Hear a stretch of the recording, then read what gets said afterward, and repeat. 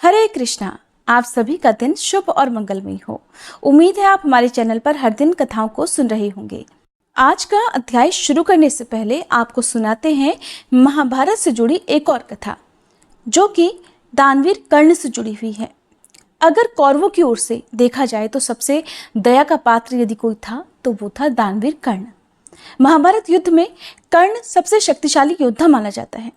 वो दुर्योधन अर्थात कौरवों की ओर से लड़ रहा था। कर्ण को किस प्रकार से वश में रखा जाए, ये भगवान कृष्ण के लिए भी बड़ी चिंता का विषय हो चला था। लेकिन कर्ण दानवीर, नैतिक और संयमशील था। ये तीनों ही बातें उनके विपरीत पड़ गई। कैसे? भगवान कृष्ण ये भली भांति जानते थे कि जब तक कर्ण के पास उसके दिव्य कवच और कुंडल हैं, तब तक उसे कोई मार नहीं सकता। ऐसे में अर्जुन की सुरक्षा एक बहुत चिंता का विषय बन गई थी। उधर देवराज इंद्र भी चिंतित थे, क्योंकि अर्जुन उनका पुत्र था। भगवान कृष्ण और देवराज इंद्र दोनों जानते थे कि जब तक कर्ण के पास पैदाइशी कवच और कुंडल है, वह युद्ध में अजय रहेगा। कोई उसे हरा नहीं सकता, कोई उसे मार नहीं सकता। तब भगवान कृष्ण ने देवराज इंद्र को एक उपाय बताया और फिर देवराज इंद्र एक ब्राह्मण के वेश में पहुंच गए कर्ण के द्वार। देवराज भी सभी के साथ पंक्ति में जाकर खड़े हो गए, क्योंकि ये कर्ण का नियम था कि वो हर दिन कुछ ना कुछ दान जरूर दें। उनके द्वार पर आया हुआ कोई भी व्यक्ति कभी खाली हाथ नहीं लौटता था। तो जब देवराज इंद्र की बारी आई तो दानी कर्ण ने पूछा, विप्रवर, आज्ञा दीजिए, किस वस्तु की इच्छा करके आप मेरे द्वार पर आए हैं? ब्राह्मण वेश में देवराज इंद्र कहने लगे, हे महाराज, मैं बहुत दूर से आपकी प्रसिद्धि सुनकर आया हूँ। कहते हैं कि आपके जैसा दानी तो इस धरती पर दूसरा कोई है ही नहीं। तो मुझे आशा ही नहीं बल्कि पूर्ण विश्वास है कि जो वस्तु मुझे चाहिए वो आप मुझे अवश्य दे देंगे। फिर भी मन में कोई शंका ना रहे, इसलिए आप पहले संकल्प कर लीजिए, उसके बाद ही मैं आपसे मांगूंगा। नहीं तो अगर आप कहें तो फिर मैं खाली हाथ ही चला जाता हूँ। ब्राह्मण की बात सुनकर कर्ण कहने लगे कि हे ब्राह्मण देवता, अगर आपको मेरे प्राणों की भी आवश्यकता पड़ी तो मैं अपने प्राण देने के लिए भी तैयार हूँ। तब ब्राह्मण के भेष में इंद्र ने और भी विनम्रता पूर्वक कहा, नहीं नहीं राजन, आपके प्राणों की कामना हम नहीं करते, बस हमें तो इच्छित वस्तु मिल जाए तो हमें आत्म शांति मिले। पहले आप संकल्प कर लीजिए, उसके बाद ही मैं आपसे दान मांगूंगा। कर्ण समझ गए कि ये ब्राह्मण वेश में देवराज इंद्र ही उनके द्वार पर खड़े हैं। फिर भी उन्होंने जल हाथ में लेकर संकल्प लेते हुए कहा कि हम प्रण करते हैं, हे विप्रवर, अब आप तुरंत मांगिए, आप जो मांगेंगे हम आपको अवश्य देंगे। तब देवराज इंद्र ने कहा, राजन, आपके शरीर के कवच और कुंडल हमें दान स्वरूप चाहिए। एक पल के लिए वहां पर सन्नाटा छा गया। कर्ण ने देवराज इंद्र की आंखों में झांका और फिर दानवीर कर्ण ने बिना एक क्षण गवाए अपने कवच और कुंडल अपने शरीर से तलवार की सहायता से अलग कर दिए और ब्राह्मण रूपी देवराज इंद्र को सौंप दिए। देवराज ने भी एक क्षण की देरी किए बिना वह कवच और कुंडल लिए और अपने दूर खड़े हुए रथ पर सवार होकर वहां से चले गए। वो तेजी से अपने रथ पर जा रहे थे कि कहीं उनका राज खुलने के बाद कर्ण बदल ना जाए। कुछ आगे जाकर देवराज इंद्र का रथ नीचे उतरकर धरती में धंस गया। तभी एक जोर से आकाशवाणी हुई, देवराज इंद्र, तुमने बड़ा पाप किया है। अपने पुत्र अर्जुन की जान बचाने के लिए तुमने छलपूर्वक कर्ण की जान खतरे में डाल दी है। अब ये रथ यही धंसा रहेगा और तू भी यही धंस जाएगा। देवराज इंद्र ने आकाशवाणी से पूछा, इससे बचने का उपाय क्या है? तब आकाशवाणी ने कहा कि अब तुम्हें दान दी गई वस्तु के बदले में बराबरी की कोई वस्तु देनी होगी। इंद्र क्या करते? उन्होंने ये मंजूर कर लिया। तब वे फिर से कर्ण के पास गए, लेकिन इस बार ब्राह्मण के वेश में नहीं बल्कि स्वयं देवराज इंद्र के वेश में। कर्ण ने उन्हें आता देखकर कहा, देवराज, आदेश करिए, अब आपको और क्या चाहिए? तब इंद्र ने कुछ संकोचवश कहा, हे दानवीर कर्ण, अब मैं याचक नहीं हूं, बल्कि मैं आपको कुछ देने आया हूं। कवच कुंडल को छोड़कर आपको जो कुछ मांगना हो वो आप मुझसे मांग सकते हैं। देवराज की बात सुनकर दानवीर कर्ण ने कहा, देवराज, मैंने आज तक कभी किसी से कुछ नहीं मांगा और ना ही मुझे कुछ चाहिए। कर्ण तो सिर्फ दान देना जानता है, लेना नहीं। तब इंद्र ने विनम्रता पूर्वक कहा, महाराज कर्ण, आपको कुछ तो मांगना ही पड़ेगा, नहीं तो मेरा रथ और मैं यहाँ से नहीं जा सकता हूँ। आप कुछ मांगेंगे तो मुझ पर बड़ी कृपा होगी। आप जो भी मांगेंगे मैं देने को तैयार हूँ। कर्ण ने कहा, देवराज, आप चाहे कितना भी प्रयास कर लीजिए, लेकिन मैं सिर्फ दान देना जानता हूँ, लेना नहीं। मैंने जीवन में कभी कोई दान नहीं लिया। तब विवश होकर इंद्र ने कहा, हे कर्ण, मैं ये वज्र रूपी शक्ति आपको बदले में देकर जा रहा हूँ।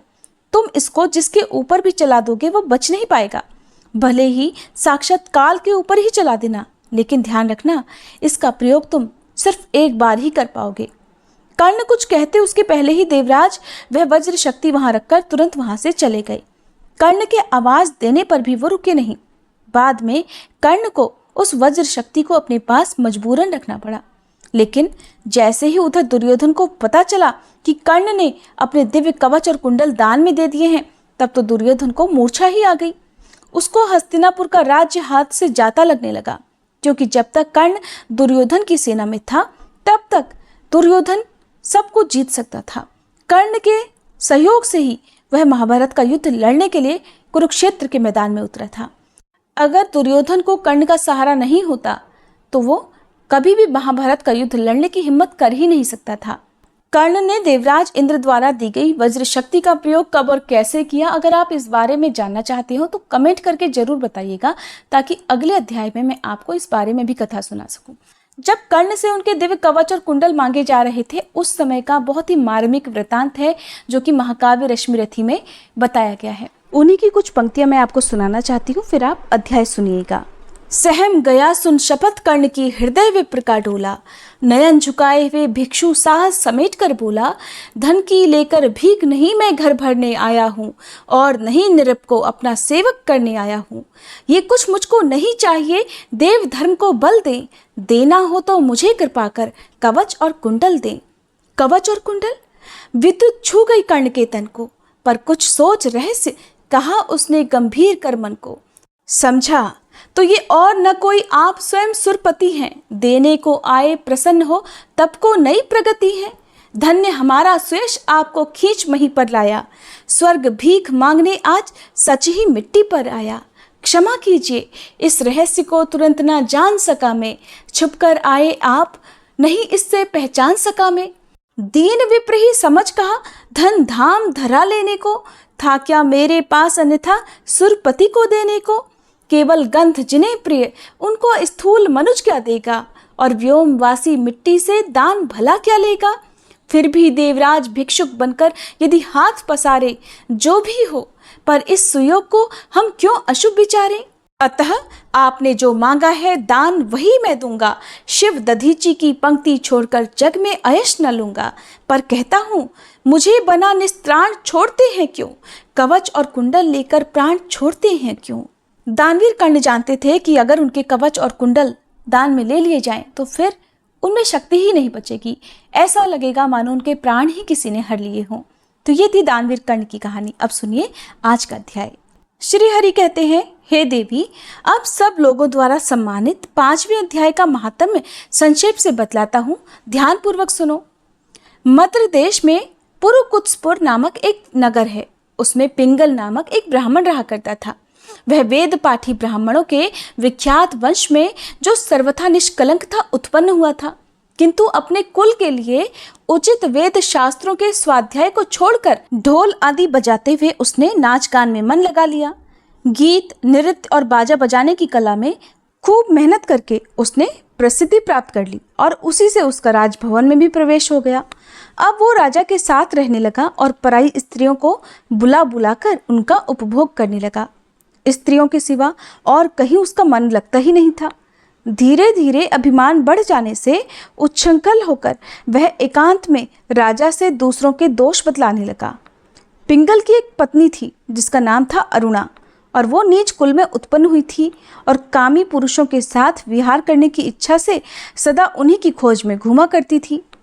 उसने पति को अपने मार्ग का कांटा समझकर एक दिन आधी रात में घर के भीतर ही उसका सिर काटकर मार डाला और उसकी लाश को जमीन में गाड़ दिया। इस प्रकार प्राणों से वियुक्त होने पर वह यमलोक में जा पहुंचा और भीषण नरकों का उपभोग करके निर्जन वन में गिद्ध बना। अरुणा भी भगंदर रोग से अपने सुंदर शरीर को त्याग कर घोर नरक भोगने के बाद उसी वन में शुकी हो गई। एक दिन वह दाना चुगने की इच्छा से इधर उधर फुदक रही थी। इतने में ही उस गिद्ध ने पूर्व जन्म के बैर का स्मरण करके उसे अपने तीखे नखों से फाड़ डाला। शुकी अर्थात तोती घायल होकर पानी से भरी हुई मनुष्य की खोपड़ी में जा गिरी। गिद्ध फिर से उसकी ओर झपटा। इतने में ही जाल फैलाने वाले बहेलिये ने उसे भी बाणों का निशाना बना दिया। उसकी पूर्व जन्म की पत्नी शुकी उस खोपड़ी के जल में डूबकर अपने प्राण त्याग चुकी थी। फिर वह क्रूर पक्षी भी उसी में गिरकर डूब गया। तब यमराज के दूत उन दोनों को यमराज के लोक में ले गए। वहां अपने पूर्व जन्म के पाप कर्मों को याद करके दोनों ही बड़े डर रहे थे। इसके बाद यमराज ने जब उनके घृणित कर्मों पर नजर डाली तब उन्हें पता चला कि मृत्यु के समय अचानक खोपड़ी के जल में स्नान करने से इन दोनों का ही पाप नष्ट हो चुका है। तब उन्होंने उन दोनों को मनोवांछित लोक में जाने की आज्ञा दी। ये सुनकर अपने पापों को याद करते हुए वे दोनों बड़े आश्चर्य में पड़े। फिर धर्मराज के पास जाकर उनके चरणों में प्रणाम करके पूछने लगे कि भगवान, हम दोनों ने तो पूर्व जन्म में बहुत घृणित पाप इकट्ठा किए थे, फिर हमें मनोवांछित लोकों में भेजने का क्या कारण है, बताइए। यमराज ने कहा, सुनो, गंगा के किनारे वट नामक एक उत्तम ब्रह्म ज्ञानी रहा करती थी। वे एकांत सेवी, ममता रहित, शांत, विरक्त और किसी से भी द्वेष न रखने वाले थे। हर दिन गीता के 5वें अध्याय का जप करना उनका सदा का नियम था। 5वें अध्याय को सुन लेने पर महापापी पुरुष भी सनातन ब्रह्म का ज्ञान प्राप्त कर लेता है। उसी पुण्य के प्रभाव से शुद्ध चित्त होकर उन्होंने अपने शरीर का परित्याग किया था। गीता के पाठ से जिनका शरीर निर्मल हो गया था, जो आत्मज्ञान प्राप्त कर चुके थे, उन्हीं महात्मा की खोपड़ी का जल पाकर तुम दोनों पवित्र हो गए हो। इसलिए अब तुम दोनों मनोवांछित लोकों को जाओ, क्योंकि गीता के 5वें अध्याय के महात्म्य से तुम दोनों शुद्ध हो गए हो। श्री हरि भगवान कहते हैं, हे देवी, सबके प्रति समान भाव रखने वाले धर्मराज के द्वारा इस प्रकार समझाए जाने पर वे दोनों बहुत प्रसन्न हुए और फिर दिव्य विमान पर बैठकर बैकुंठ धाम को चले गए। इससे आगे की कथा आप अगले अध्याय में सुनिएगा। अब आप सुनिए बजरंगबली हनुमान की एक और कहानी। एक बार सुदर्शन चक्र को स्वयं की शक्ति पर अभिमान हो गया था और भगवान श्री कृष्ण ने उनके अभिमान को चूर करने के लिए, अभिमान को तोड़ने के लिए ही श्री हनुमान की सहायता ली थी। सुदर्शन चक्र को दरअसल ये अभिमान हो गया था कि उसने इंद्र के वज्र को स्थिर कर दिया था, निष्क्रिय कर दिया था। वह लोकालोक के अंधकार को दूर कर सकता है। भगवान श्री कृष्ण अंततः उसकी ही सहायता लेते हैं। भगवान अपने भक्तों का सदा कल्याण करते हैं, इसलिए उन्होंने हनुमान जी को याद किया। तुरंत हनुमान जी द्वारका आ गए, जान गए कि भगवान ने क्यों बुलाया है। भगवान श्री कृष्ण और श्री राम दोनों एक ही हैं, वो ये भी जानते थे, इसलिए सीधे दरबार में नहीं गए। कुछ कौतुक करने के लिए बगीचे में चले गए। वहाँ बगीचे में लगे हुए वृक्षों के फल तोड़ने लगे। कुछ खाए, कुछ फेंक दिए। कुछ वृक्षों को उखाड़ फेंका, कुछ को तोड़ डाला। इस तरह सुंदर वाटिका को वीरान बना दिया। फल तोड़ देना और फेंक देना हनुमान जी का उद्देश्य नहीं था, वो तो भगवान श्री कृष्ण की संकेत से ही ये सब कौतुक कर रहे थे। ये बात भगवान कृष्ण तक पहुंची कि किसी वानर ने राजमहल की वाटिका को उजाड़ दिया है। भगवान कृष्ण ने सेनाध्यक्ष को बुलाया और कहा, आप सेना के साथ जाइए और उस वानर को पकड़ कर लाइए। भगवान कृष्ण मन ही मन मुस्कुरा रहे थे। उधर सेनाध्यक्ष सेना सहित तुरंत ही वाटिका पहुंचे और उन्होंने हनुमान जी को ललकार कर कहा, बाग क्यों उजाड़ रहे हो, फल क्यों तोड़ रहे हो, चलो तुम्हें श्री कृष्ण बुला रहे हैं। हनुमान जी ने सेनाध्यक्ष से कहा, मैं किसी कृष्ण को नहीं जानता, मैं तो श्री राम का सेवक हूँ, जाओ कह दो मैं नहीं आऊँगा। हनुमान जी की बात सुनकर सेनाध्यक्ष क्रोधित होकर बोले, तुम नहीं चलोगे तो मैं तुम्हें पकड़ कर ले जाऊंगा। हनुमान जी ने सेनाध्यक्ष को पूंछ में दबोचकर दूर राजमहल की तरफ फेंक दिया। सेनाध्यक्ष ने किसी तरह दरबार में पहुंचकर भगवान को बताया कि भगवान, वो कोई साधारण वानर नहीं है, मैं उसे पकड़ कर नहीं ला सकता। श्री कृष्ण ने हनुमान जी को कहलवा भेजा कि आपको श्री राम बुला रहे हैं तथा सुदर्शन चक्र को आदेश दिया, हे सुदर्शन जी, द्वार पर रहना, कोई बिना आज्ञा अंदर न आने पाए, और अगर कोई बिना आज्ञा के अंदर आने का प्रयास करे तो आप उनका वध कर देना।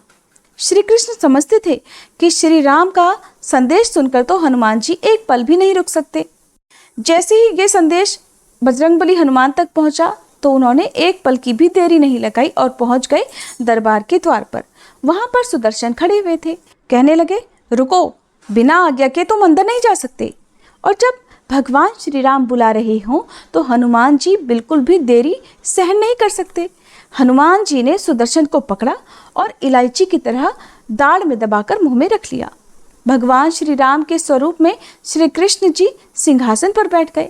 सिंहासन पर बैठे श्री राम को देखकर हनुमान जी भगवान के चरणों में नतमस्तक हो गए। भगवान ने हनुमान जी को गले लगा लिया। तब भगवान श्री कृष्ण ने, जो कि श्री राम के वेश में थे, हनुमान जी से पूछा, हे हनुमान, तुम अंदर कैसे आए? तुम्हें किसी ने रोका नहीं? हनुमान जी ने उत्तर दिया, रोका था भगवान सुदर्शन ने, और मैंने सोचा आपके दर्शनों में विलंब होगा, इसलिए मैं उनसे उलझा नहीं, बस मैंने उन्हें अपने मुंह में दबा लिया। ऐसा कहकर हनुमान जी ने मुंह से सुदर्शन को बाहर निकालकर प्रभु के चरणों में डाल दिया। सुदर्शन चक्र का घमंड अब चूर चूर हो चुका था। श्री कृष्ण यही चाहते थे। भगवान श्री कृष्ण ने हनुमान जी को हृदय से लगा लिया। हृदय से हृदय की बात हुई और भगवान ने हनुमान जी को विदा कर दिया।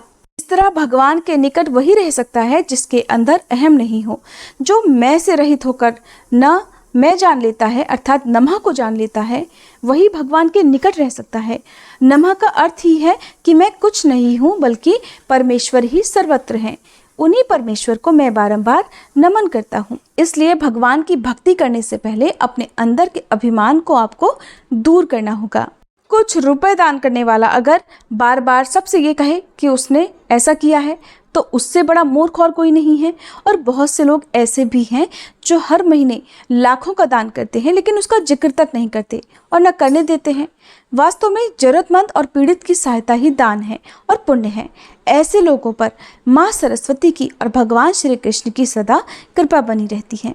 तो ये थी आज की कथाएं। उम्मीद है ये वीडियो आपको अच्छी लगी होगी। अच्छी लगी हो तो लाइक करके, अगर चैनल को अब तक भी सब्सक्राइब नहीं किया हो तो ज़रूर कर लीजिएगा।